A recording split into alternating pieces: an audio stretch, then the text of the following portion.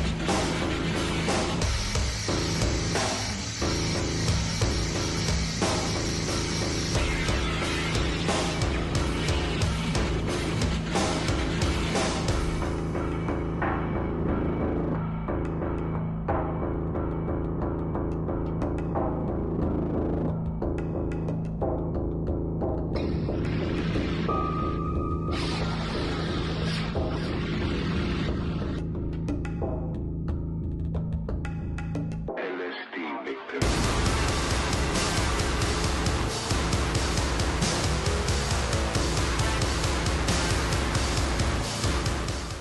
Hello and welcome to another episode of Captive Minds. Before we get started, I'll just remember to credit the song for the montage, which was Tabula Umbra by Three Teeth. As an aside, I like their music a lot. They have good lyrics with a sort of techno dystopian theme. Anyways, I'm Shaenah Batterson, and I'll be your host for today. I'm a writer and poet based in Eugene, Oregon. I've had a few articles published in Cover Action magazine. Hope I have a two-part article forthcoming at some point. And I have a Substack page called The Red Letter. With me, as always, is my co-host Max Perry. Hi, Max. Hey, Shaenah, and hello, everyone from Baltimore. Good to be back for another episode. We got a good topic today. Yeah, I'm excited about it. Max is an independent journalist, and he's currently syndicated with Cover Action magazine, and I suggest everyone go and check out his writing. Today's episode is sort of a follow-up to our previous episode, The Deep State Cartel Kidnaps Maduro, where we discussed the long history of CIA involvement in drug trafficking. In this episode, I'd like to focus on another aspect of the connection between the CIA and drugs, namely how the CIA weaponized LSD and other illicit substances in top-secret experiments in the 1950s. But before we get into MKUltra and Operation Midnight Climax and that sort of thing, I'm going to go back a little bit. So, to begin, Ira Baldwin was a bacteriologist who held various prominent positions at the University of Wisconsin during his career. And during World War II, he was the first scientific director of the newly formed U.S. Army Biological Warfare Laboratories, which was part of the Chemical Warfare Service. Baldwin himself chose the abandoned airfield in Maryland as the site for his cultivation of a bacteriological arsenal, the location which was subsequently dubbed Fort Detrick, which is now notorious, but alternately has been known as Camp Detrick. Here in Maryland. Yes, that's right near you, Max. Go there on a field trip. Yeah, I As an don't think so. As an aside, apparently Baldwin actually penned a hostile review of Rachel Carson's book Silent Spring in the journal Science. I thought that was kind No, of that's strange. interesting. That's interesting. But anyways, Baldwin had also directed two field testing stations for his pathogenic concoctions, one at Dugway Proving Grounds in Utah and the other on Horn Island of the coast of Mississippi. Surely the work he was in charge of had some negative environmental impacts. Perhaps that's why he polemicized against Silent Spring. Uh, one of Ira Baldwin's students was the now infamous Sidney Gottlieb, who Alan Dulles hired on Baldwin's recommendation. And actually, Baldwin also brought another former student of his on to work at Fort Detrick's Special Operations Division by the name of Frank Olson, who we discussed in the prior episode. Aside from Frank Olson's mysterious suicide and the covert dosing of LSD that Sidney Gottlieb did to him, actually after World War, Olson was involved in a lot of really shady projects of the U.S. national security state. After World War II, Olson worked with the former Nazis brought into the U.S. via Operation Paperclip on the uses of aerosolized anthrax. It's a bit of a tongue twister there. And actually, Frank Olson's son, Eric, believed that his father had been murdered because the CIA was concerned he would divulge information on Project Artichoke, which we'll talk about in a moment, and the U.S. use of bioweapons in the Korean War. And additionally, Frank Olson had also been involved in Operation Sea Spray, which is a real-time biowarfare attack exercise that occurred in September 1950. U.S. scientists wanted to learn what the effects of a bioweapons attack would be, so it was decided that a large-scale outdoor test would be carried out where harmless but traceable germs would be released into the air of a large American city.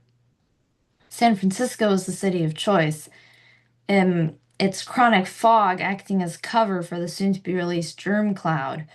So the U.S. Navy supplied a minesweeper, especially equipped with large aerosol hoses, which was used under the guidance of Fort Detrick scientists to spray a bacterium called Serratia marcescens. I don't know how to pronounce that. Well, I think it was a fireboat, and they, Dulles gave the green light to use like this watercraft, yeah, that had extinguishers on it, and that had powerful pumps and hoses that, fire departments used to put out fires in maritime. And I guess he authorized Gottlieb to spray bacteria over the San Francisco Bay Area, which is of course notorious for its fog conditions in the SF Harbor.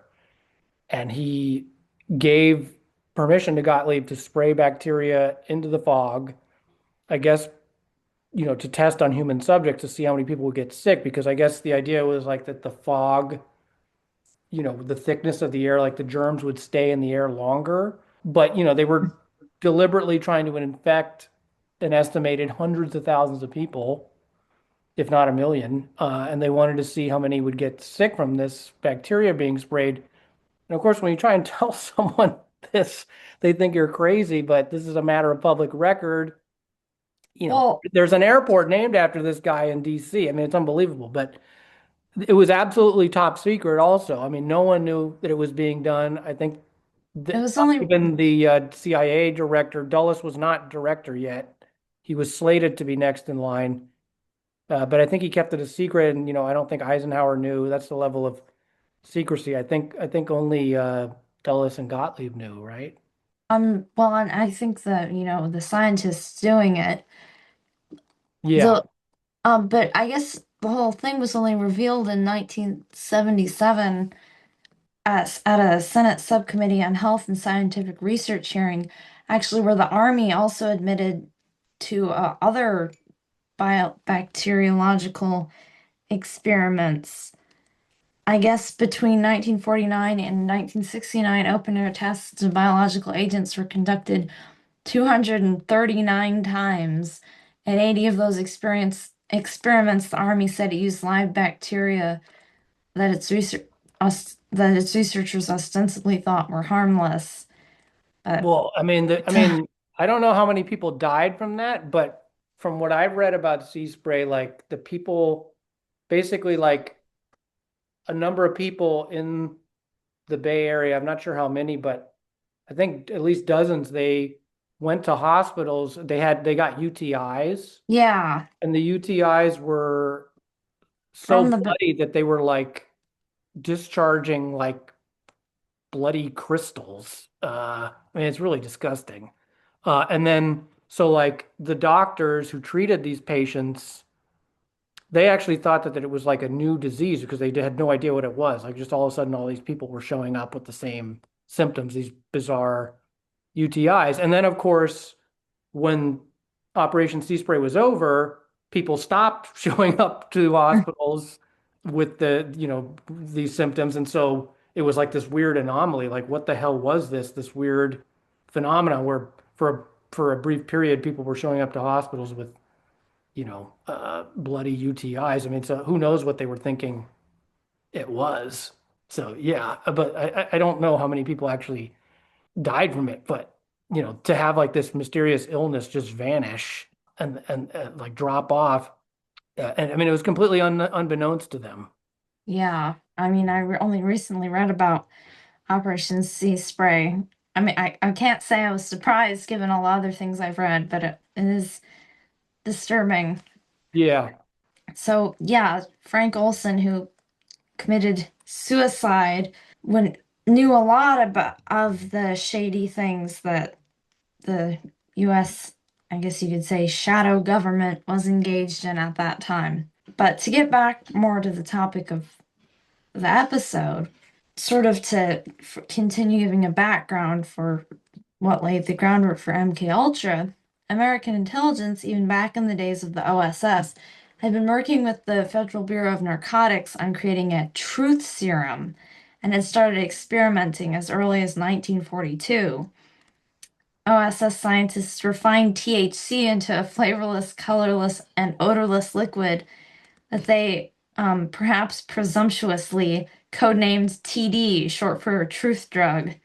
At first, they tested it on themselves, but FBN investigator and OSS counterintelligence operative George Hunter White moved on to unwittingly dosing researchers working on the Manhattan Project, suspected communists, and notoriously the mafia gangster Little Augie Del Gracio. Really, this kind of doesn't seem like a good idea to be covertly dosing scientists working on the Manhattan Project, but yeah, ultimately, THC was deemed ineffective as a truth drug, and the U.S. intelligence agencies turned towards other drugs. After World War II, George Hunter White cultivated an FBI informant by the name of Jack Ruby, who was who's that? nabbed in an opium bust. Who's Jack Ruby? I don't know who that is. Oh, ha, ha. Well, I mean, before before you continue, uh, I think it's important to get into some of the historical context that's a little bit missing here as far as how MK Ultra came to be, I think. Because, I mean, you were mentioning how Operation Paperclip, how these not former scientists, Nazi scientists, they were sort of like the nucleus of the bioweapons program and also MK Ultra with the drugging of unwitting subjects. I think that all this stuff really can be traced back to them like preceding the US because during World War II, Nazi Germany, as we all know, had conducted extensive human experiments. And German scientists, they developed all new kinds of drugs, actually, one of which was methamphetamine. I mean, it's said that Hitler himself even was a tweaker and got daily injections. I mean, there's the famous footage of him at the 1936 Olympics where he's, rocking back and forth and it looks like he's high on meth. I mean, I know some people speculated he maybe had Parkinson's or some other condition, but regardless, he was known to frequently use amphetamines. I don't know if it's true that the Nazis invented meth, like I've seen some people say, they but they definitely popularized its use. I think it was a Japanese guy in the 1800s, scientist that first synthesized it, but they administered it to their soldiers. Especially, they thought that it would help them deal with the harsh conditions of trying to fight in Russia. yeah, there was a German pharmaceutical company that had like a generic brand name. I think it was Pervitin or something. There was a generic brand name for meth, and it became widely used among German troops.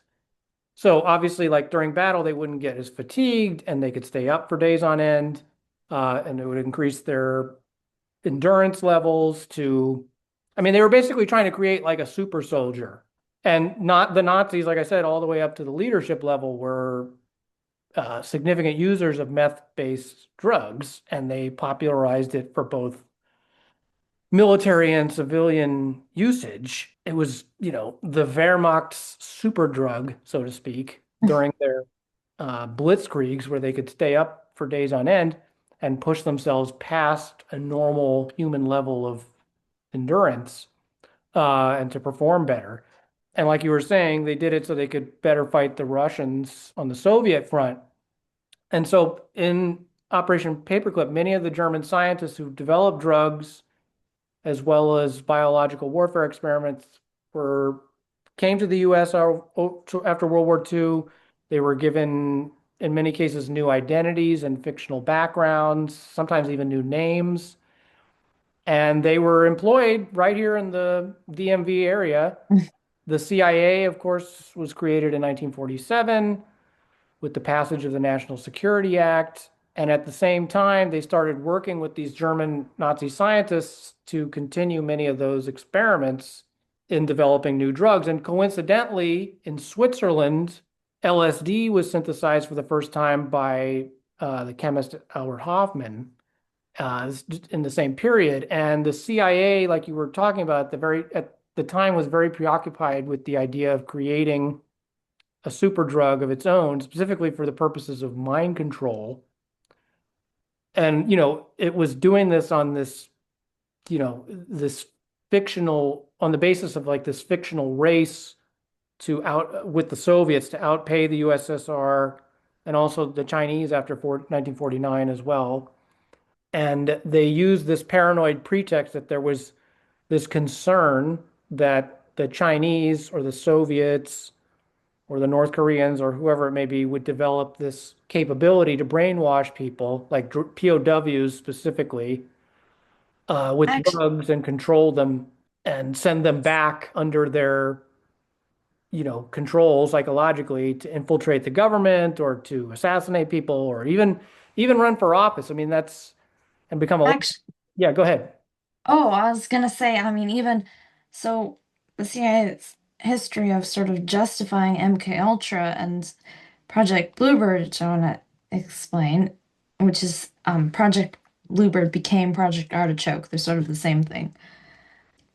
The justification about the Soviet Union, North Korea, and Chinese communists having discovered and intensively researched mind control, actually, in with brainwashing, but actually the term brainwashing can be traced back to the CIA itself as promoting this in a propagandistic way. The term was first brought to public attention in September 1950 when an article was published in Miami News with the provocative title Brainwashing Tactics Forced Chinese into Ranks of Communist Party. The author in question was Edward Hunter, who had been an anti-communist journalist during the 20s and 30s, and during World War II he went to work as a propaganda specialist for the OSS. Later he joined the CIA adjacent and headed by the infamous Frank Wisner Office of Policy Coordination, OPC, which was running Operation Mockingbird, the U.S. government's attempt to control the press. And Which you then, referred to as the mighty Wurlitzer, if I recall. Or it's the CIA's mighty Wurlitzer, like this thing that they could just play to their and, tune. and then, he ended up writing a book on the topic, and in his article too, Hunter claimed that the Russians and the Chinese combined Pavlovian theory with modern technology so as to control the subjects' minds. And brainwashing the term itself came from Hunter's variation of the Chinese term Shaenah, meaning cleaning the brain. Well, everyone talks about brainwashing this, brainwashing that, but it's funny. Was traceable back to the CIA, sort of indirectly, and anti-communist propaganda. Well, yeah, and this whole scenario was very famously later reflected in Hollywood films, specifically, I mean, most well known in The Manchurian Candidate, which came out in the early 60s. And I actually want to play a clip from it just to give people an idea. I mean, if you haven't seen it, it's a classic must-see film. And for those who don't know, it's about a U.S. infantry in the Korean War who are taken as POWs in Manchuria by the Chinese. And this group of soldiers are brainwashed into falsely believing that their sergeant like saved them all in combat heroically, when he's actually in the movie he's portrayed them and he's become this sleeper agent assassin who and then they are all released to go back to the United States, and he gets the Medal of Honor. And then I don't want to give too much away, but then he tries to assassinate a presidential candidate when he's activated under the influence. He's triggered by specific word commands, basically. They later did a remake with Denzel Washington where it's like reset with like the Gulf War. It's not very good. But the original is a classic. And so this is a scene from the film where one of the soldiers has a recurring nightmare, basically, or all of them start having recurring nightmares, like when they get sent back to the U.S. of their brainwashing sessions, their hypnosis sessions. And so this is a scene from the film. If we may proceed with the demonstration. Raymond, who is that little fellow sitting next to the captain? That's Bobby Lembeck. Our mascot, I guess you'd call him. Doesn't look old enough to be in your army. I guess he isn't, but there he is, ma'am. Captain Marco, you be good enough to lend Raymond your pistol, please. Yes, ma'am.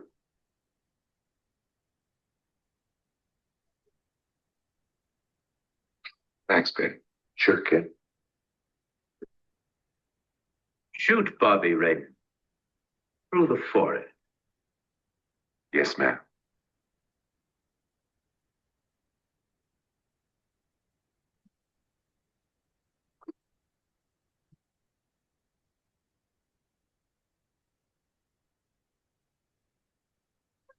It's all right. It's all right. It's all right.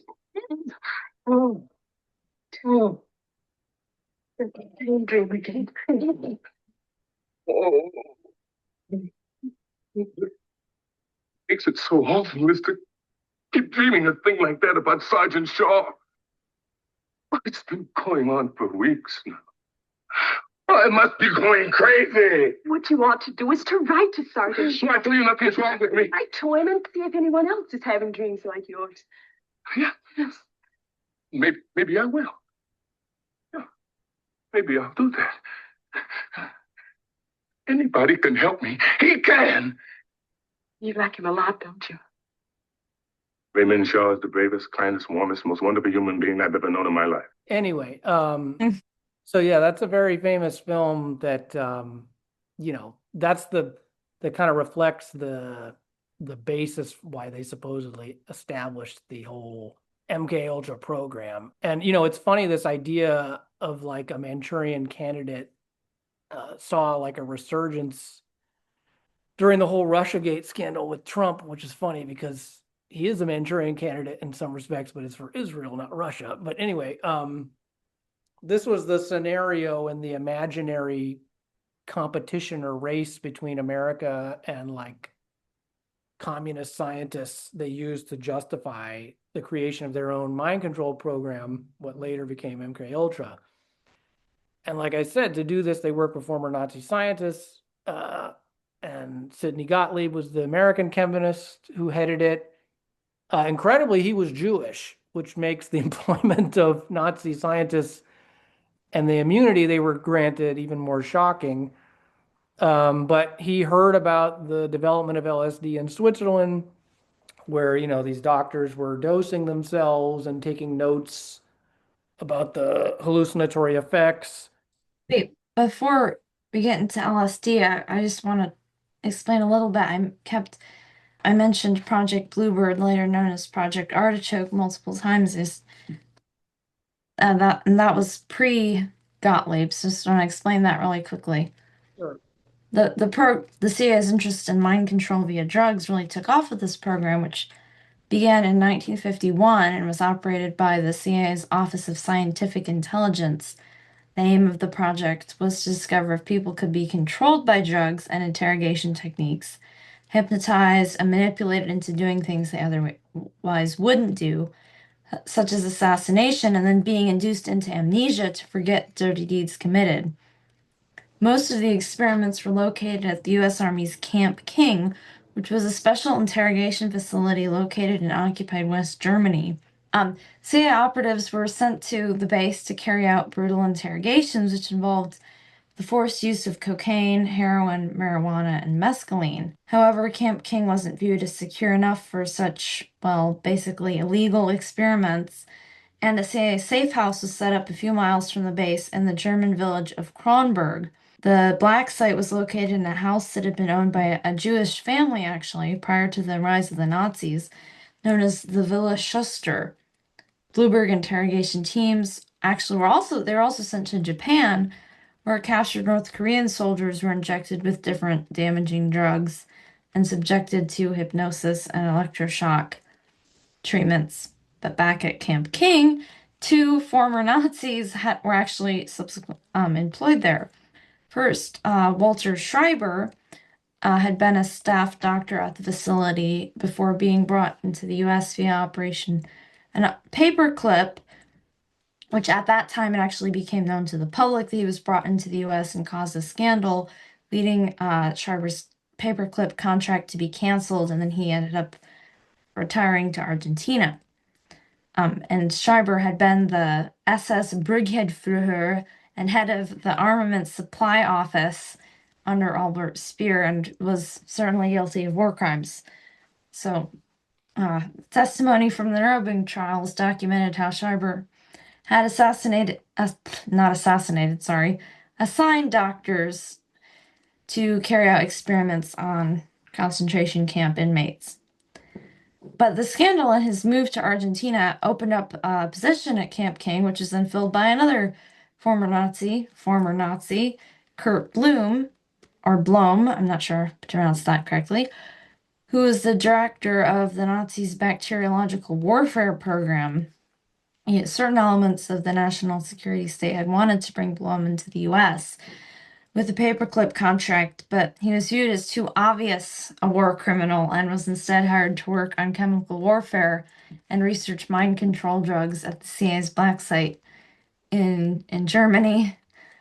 And incidentally, some of the intelligence officers Alan Dulles assigned to oversee this, which was called Project Bluebird and then later Project Artichoke, were the most odious members of the CIA and those involved in the worst sorts of operations, namely James Jesus Angleton, Richard Helms, and Frank Wisner. But the project was viewed ultimately as lacking in scientific expertise, which is then where Sidney Gottlieb and MK Ultra came in. So sorry for... That's all really good information. Yeah, I mean, it's crazy how this stuff, that they were doing all this stuff with, with no oversight. And I think that LSD came into the picture because they had heard, they were looking for, kind of like the perfect truth serum, like you were talking about. And LSD ended up fitting the bill because, these chemists that first synthesized it, they were dosing themselves and taking notes about the hallucinatory effects. And the CIA got word of this and saw potential for what they were trying to accomplish in their mind control program. And of course, the lack of consent in these experiments to do this without people knowing, in most instances, and without their permission to experiment on human beings in this way, was taking a page from the Nazis. And a lot of with Project Artichoke, a lot of the people they experimented on and at Villa Schuster were killed or died from the experiments. Yeah, if they did survive, there's still lawsuits going on because this happened at universities, prisons, mental hospitals. I mean, a lot of the time it was done, like people were told one thing, like with the prisons. I know, like for example, the The famous Boston mafia boss, Whitey Bulger, when he was a young man, he was in prison and he was subjected to these experiments. He signed up for some prison program that was like you volunteered for these experiments that were done on the basis of trying to find a cure for schizophrenia. That's what he was told, when it was really they were trying to test the effects of like massive amounts of LSD. And then, he took out an op-ed not long before he died talking about how he had been a victim of these experiments, and you have to wonder like the implications for the choices he made in his later life where he became this serial murderer and cold-blooded killer. But so I think that the CIA, they saw the potential for to use LSD for these experiments, and yeah, like Fort Detrick here in Maryland was where much of this went on, which is the center of the U.S. bioweapons program. It still exists, but ostensibly the bioweapons and chemical weapons were shut down. Like the arsenal was dismantled in the 60s or 70s when the U.S. became a signatory to the weapons conventions. But I know it's still a Superfund site for contamination for sure, even though we're told there's no arsenal there anymore. But in the early days of the Cold War, that's where all the experimentation went on, and Sidney Gottlieb was stationed there. And my understanding is that they first started giving LSD to soldiers there without their knowing and observing the effects on their behavior for hours or days or however long their trips lasted. And they were trying to figure out how to tinker with the formula, I guess, so they could use it for mind control methods and to give commands. In the early 50s, MK Naomi, which was created at the direction of Dulles and Gottlieb. I guess MK Naomi came before MK Ultra. It was its predecessor. But that program authorized the development of mind control drugs. And one of the operations that Dulles gave the green light to was Operation Sea Spray that you were talking about. And they did that on the supposed basis they wanted to test the population's vulnerability to biowarfare. I mean, everything they did was always under the pretext of this preemptive, like, well, the bad guys are doing it, so we have to figure out how to do it first or better so that we are ahead of the game. I mean, they use this fictional race or competition to do this stuff.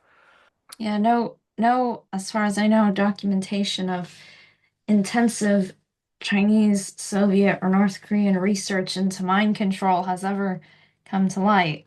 Yeah, I mean, I'm sure that they have conduct espionage, of course, too, and they had their own bio and chemical weapons programs. But I mean, it's just like with their nuclear arsenal. I mean, I'm sure that most of the time, anyway, it was developed defensively. And whatever it was, it's sort of the US propaganda always blows it way out of proportion. Yeah, for sure. I think that once Dulles became CIA director was when these kinds of programs really took off. And he suddenly had a huge unlimited budget to work with in the early 50s. And Gottlieb eventually started out working with soldiers, and then it transitioned to mental patients. And they told all these mental hospitals that they were trying to help cure the mentally ill with drugs so people could regain their sanity. And they didn't tell them it was LSD either. Of course, it was being given to them. Of course, when these mental patients were given the drugs, obviously it didn't cure their insanity. It only made it much worse. So people who were checked into hospitals for stuff like, depression or anxiety or ordinary mental health problems, they were walking out like totally batshit crazy after being dosed without their knowledge or consent. And some people died even, like you were saying, and there are lawsuits still now about this. And at the end of the day, this was really not that much different than what the Nazis were doing. And we know that they were trying to create mind-controlled assassins, which is why, there's so much speculation regarding all the bizarre circumstances surrounding the assassinations of the 1960s, the political assassinations where, every single one, it follows this pattern where they're supposedly committed by these very obvious, fall guys or patsies, obviously with the Kennedy assassination and Oswald, but also the RFK assassination and Sirhan, where he has no memory of doing it, swears that to this day. And although he was present that night in Los Angeles, I mean, the forensics don't add up and the position of the victim. There's a lot of people that, you know, correctly speculate that he may have been programmed possibly. And What? the CIA destroyed most of the MK Ultra files, so we have no idea the full extent of what they were doing, but we do have an idea of what they were trying to do. So, you know, it's not outlandish for people to Well, that's speculate this stuff. well, that's too. I mentioned how George Hunter White had cultivated Jack Ruby as an informant for the FBI. Because, and then too, you know, George Hunter White would work on Sidney Gottlieb's MK Ultra sub-project, Operation Midnight Climax. Yeah, well, first, I want to get into that too, but first, let me, wanted to play a clip of, this is from Jesse Ventura's old show. For people who don't know, Jesse Ventura, you know, the former wrestler and Minnesota governor, he had a show, for a little while that was called Conspiracy Theory. And in this show, bear with me, it was kind of like that show Mythbusters, where it's like each episode he would take a conspiracy theory and then like investigate it with his little team. And you know, it's very sensational, you know, kind of exploitative TV. But there was one episode where he did MK Ultra and mind control. And you know, they get a hypnotist to hypnotize. Well, let me quit babbling and just play the clip because it really is one of the best. People can judge for themselves whether they think that they staged this for the show or not, but I think it's relevant. Conspiracy theory continues next.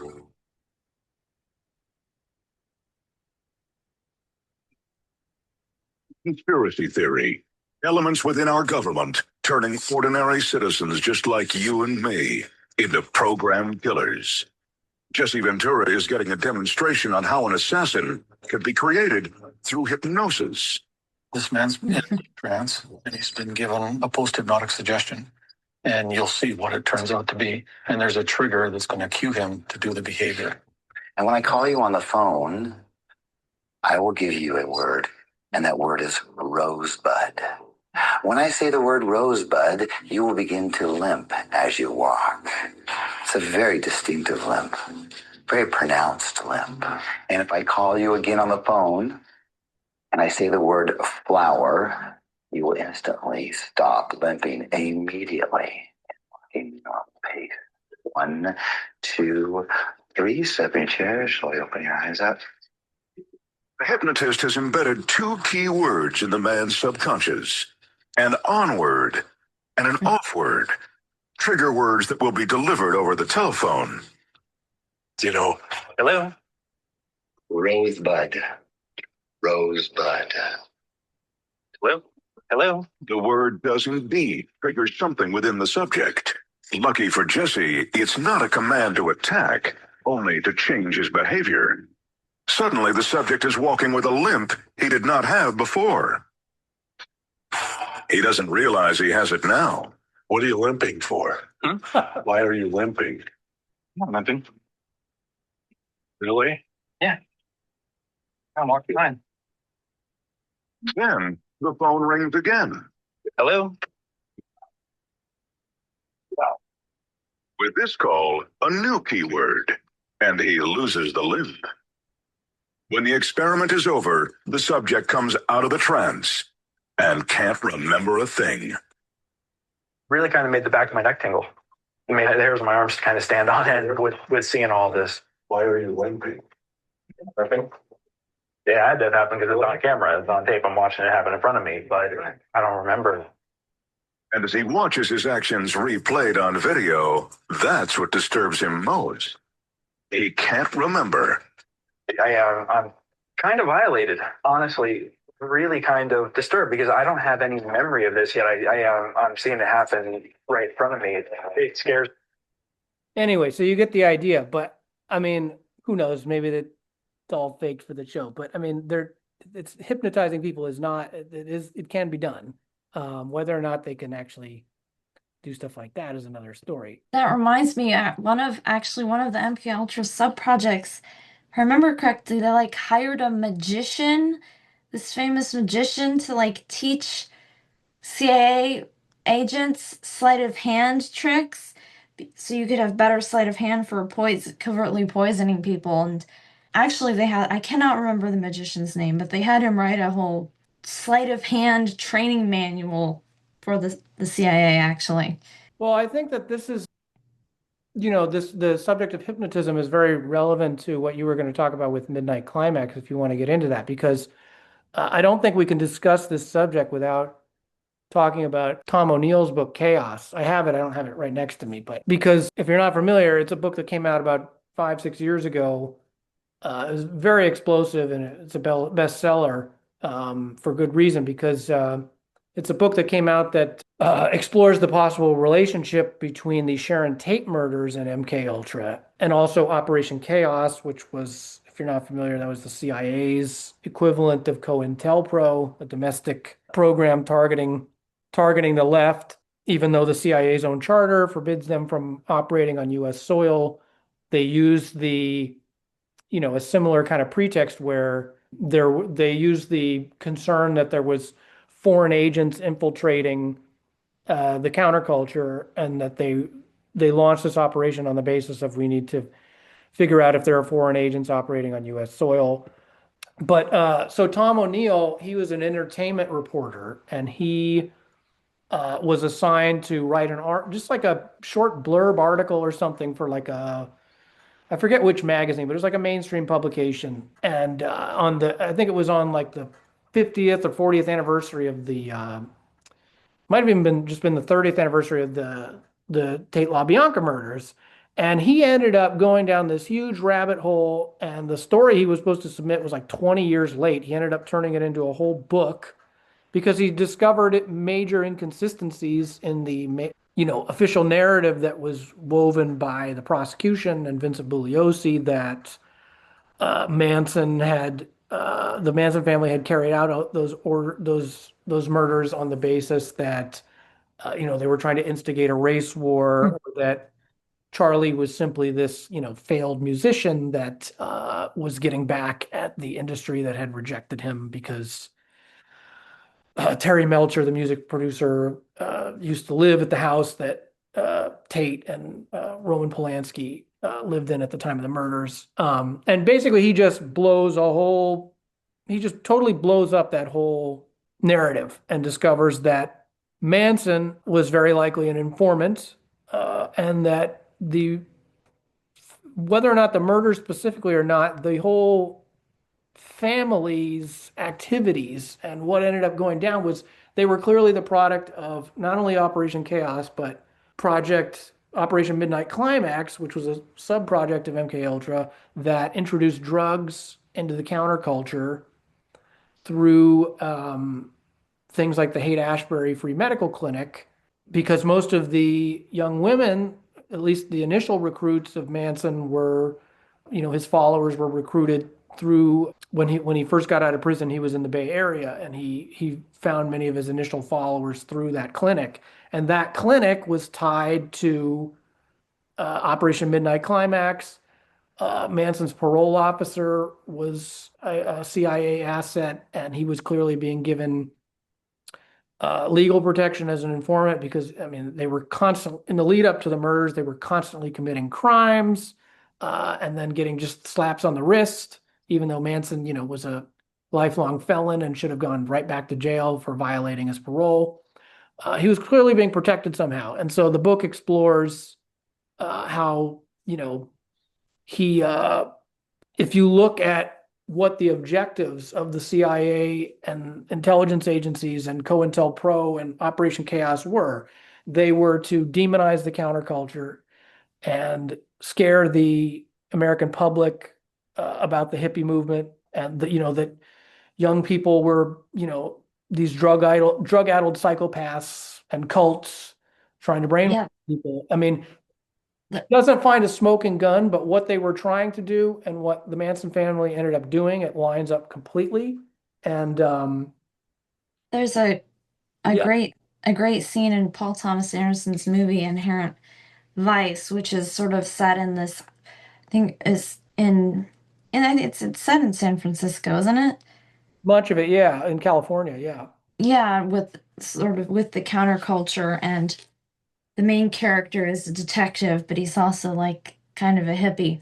And at one point, him and a few other characters are driving in a car down a road, and the police pull them over. And this is supposed to have taken place after the Manson murders. And the police are like, after the Manson murders, a gathering of 3 or more people is now considered a cult. And Yeah, I mean, if even at the time, people thought this, that because it was just it was the perfect scapegoat, yeah, to suddenly now the entire counterculture, which has already been infiltrated with drugs, and it's been turned into this thing that was serious, into this turn inward, and this drug infused movement that and also associated it with horrible violence and murder. It was just the perfect scapegoat. And the official story, according to the prosecution and Bugliosi, was that it was, helter skelter, that the Manson family were indoctrinated by Charlie into trying to start a race war, or that Manson was this failed musician getting revenge for the showbiz career that eluded him. And the book just totally blows apart the official story, or at least the prosecution's version of events, and shows that Manson was likely an informant being used in this covert operation. It's unclear how much of it he was in on. I mean, he's so zombified he was so zombified by decades in prison and drug usage himself that it's hard to know. But this was tied into Midnight Climax, and the experiments they were doing were the Northern California was basically like a petri dish for this experimentation. And but I wanted to play one last clip here because one of the reasons I think that Manson, and also Tom O'Neill in his book, speculates that he was recruited, is because well, first of all, I mentioned like with Whitey Bulger how they were experimenting on prisoners. So who knows when Manson was recruited. But before he was released from prison in March of 1967, he had spent most of his life, I think he was like in his late 20s or early 30s at that point. He had spent most of his life in and out of jail since he was like a very young kid, like an adolescent, for petty crimes, for cashing bad checks, stealing cars, armed robbery, petty crimes. And he was only like 5'2". He was a very small guy. And one of the ways in which he survived in prison was he was a very skilled hypnotist, and he was known to hypnotize people.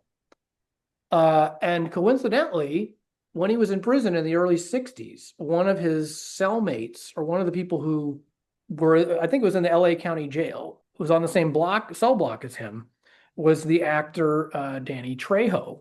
If you don't know who Danny Trejo is, you probably recognize him. He is a character actor. He's in Hollywood films. He's very typically typecast as like a thug or gangster or criminal in like action films since like the 80s.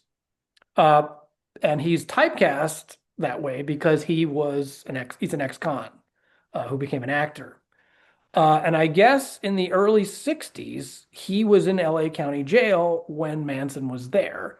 And he tells a story of how he knew Manson, and he was an incredible hypnotist. So, yeah, I saw this and I thought it was incredible because it kind of explains some of this, or leads you to wonder. So you met Charles Manson in prison, didn't you? What was that story? Can you tell us that? County jail.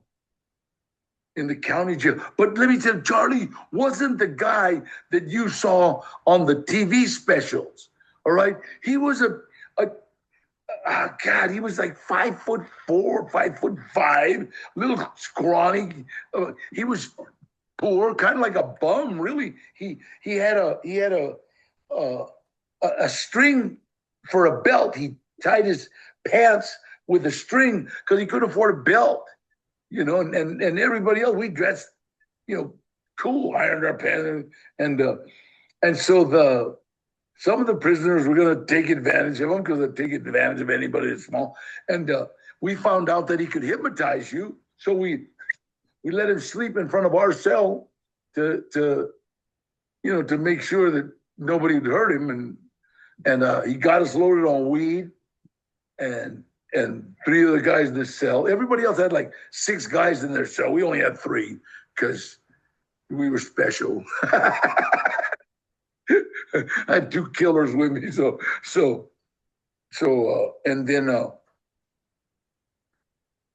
and then he got us loaded on weed, and I said, "Well, get us loaded on heroin." So the 3 of us tried to get loaded. He got 2 of us loaded on heroin. One guy just woke up, and afterwards I asked him, "How come you couldn't do him?" And he asked, "Did you ever get loaded on heroin?" He goes, "No." Well, your mind doesn't know how to work.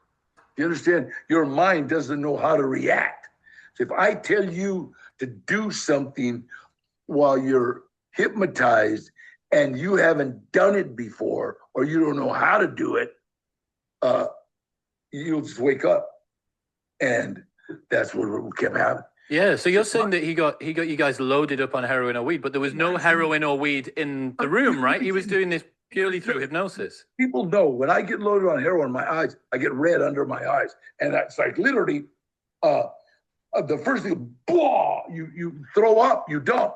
And I mean, me and Chato, he's like, we both got blah. He dumped in the sink, I dumped in the toilet and looked at, hey, what you doing? And oh, everybody was like shocked. And this Johnny Ronnie Cruz, he was like, "Well, what happened? He never got loaded." And boy, I was sorry when they transferred Charlie out. You've basically got unlimited access to anything that you want because he can just keep on hypnotizing you back into it. What was he in for? Do you know why he was there? Yeah, I have no idea. Yeah, he was nothing of any, because he was a petty thief. He wasn't. You know what? Not to speak ill of the dead, but Charlie couldn't have done that any place, any time, but right there. And my friend George Perry knew him in Frisco, knew him in Oakland. Okay, and he was a scrawny little hippie, and the girls that he got, Linda Kasabian, all of them were broken.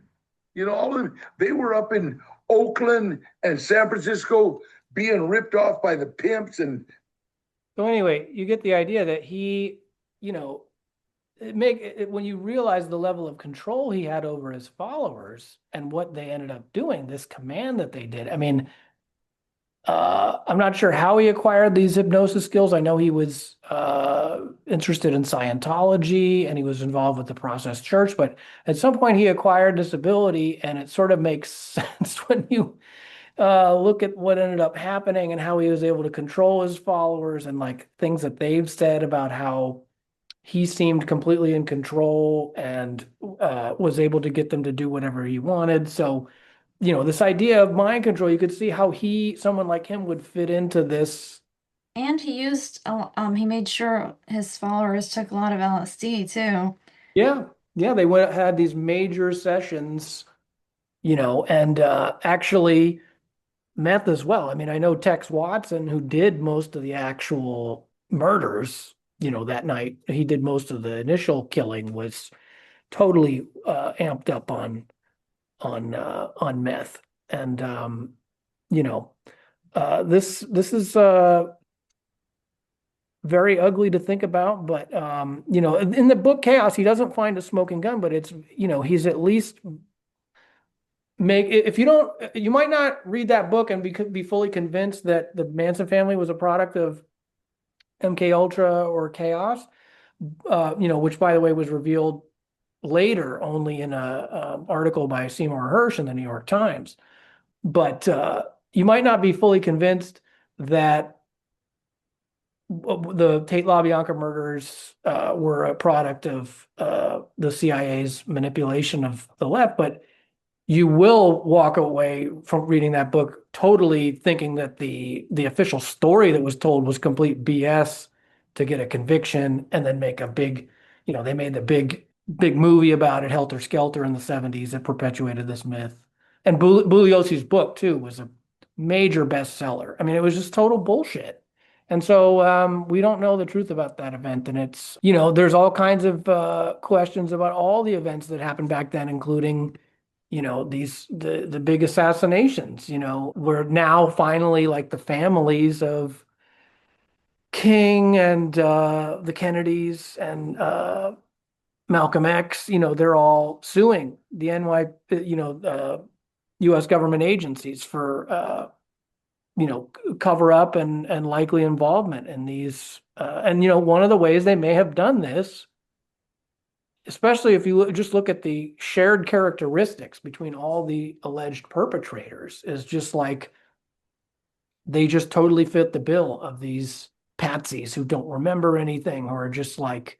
And Oswald literally kept saying, "I'm a patsy, I'm a patsy." Yeah, and then Part of why I think Jack Ruby had to off him.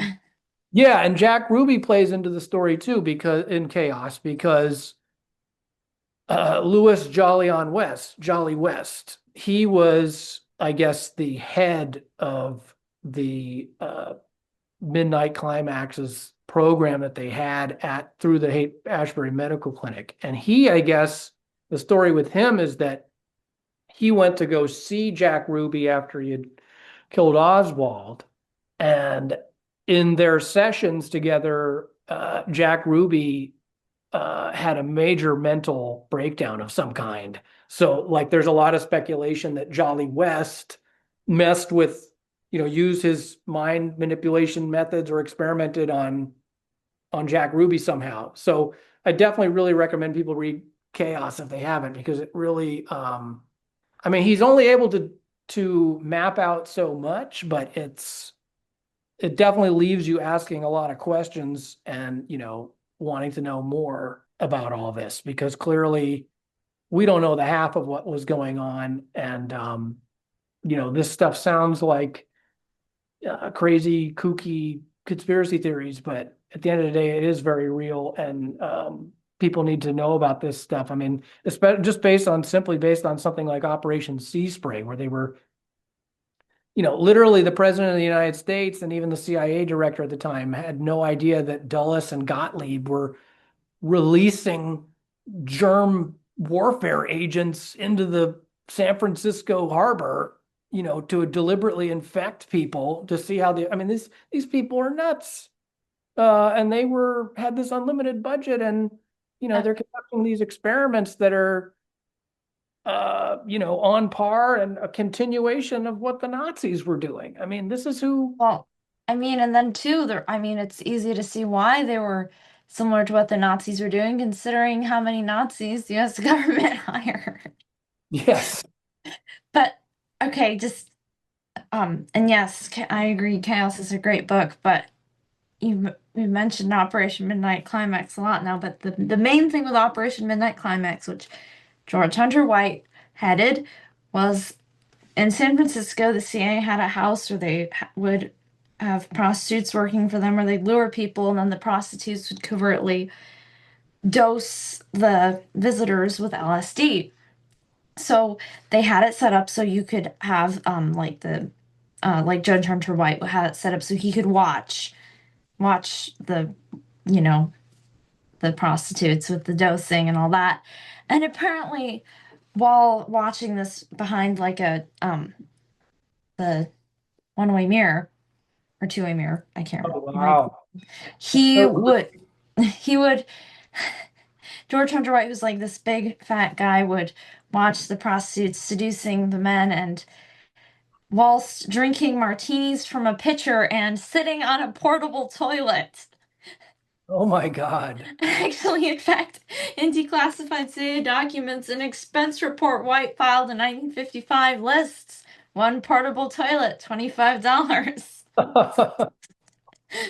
It's just that I read that in another really good book, which is Poisoner Yeah, I in was going to Chief. ask you, what is the source for this? Yes, Poisoner in Chief by Stephen Kinzer, which is all about Sidney Gottlieb and MK Ultra, and just the mental imagery of George Hunter White Oh, sitting on a portable toilet watching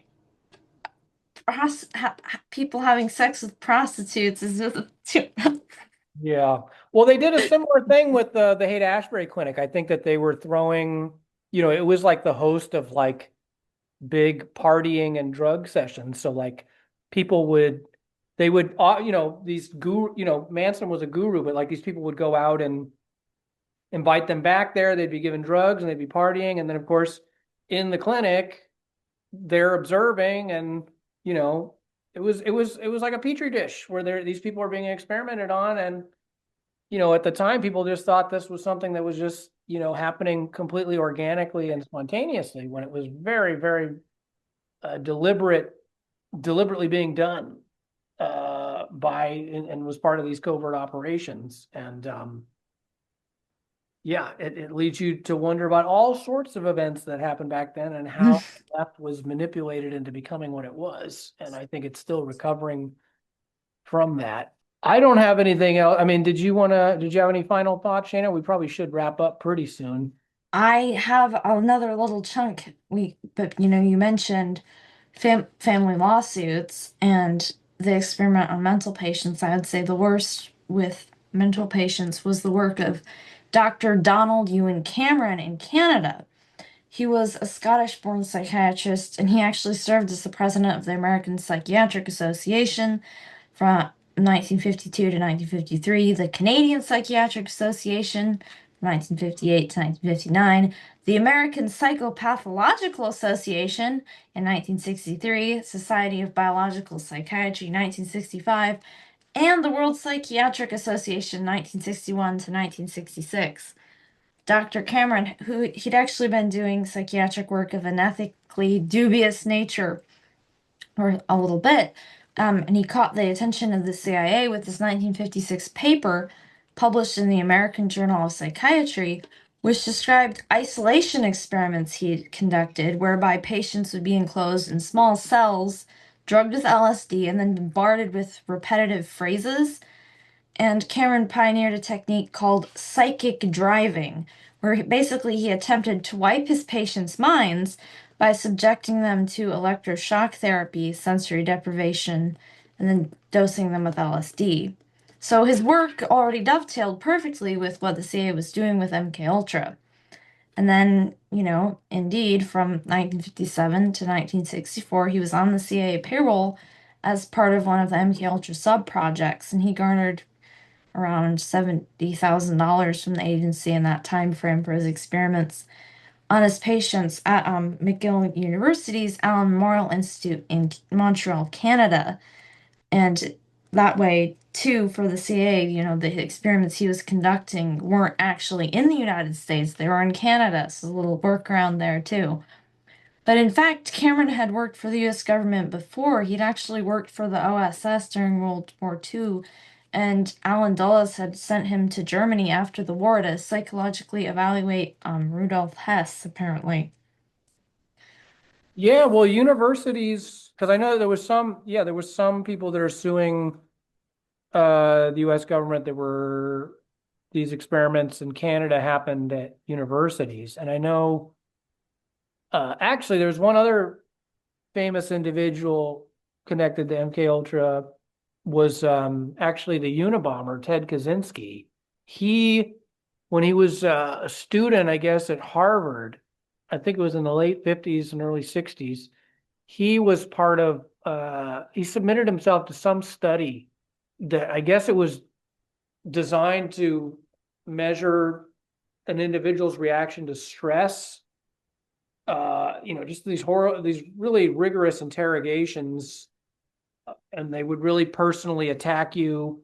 And I think it was a CIA funded project. It wasn't necessarily like as explicitly part of like MK Ultra, you know, like they weren't, I don't think he was given drugs or anything like that, but it was like a psychological stress study. And it apparently, you know, it had a really big, severe impact on him in terms of the psychological toll, and, you know, caused him to become mentally unstable. And obviously, if you're subject to a session like that, I mean, it sort of explains some of the like Luddite, you know, like militantly anti-technology, Malthusian, eco-terrorist views he later ended up having.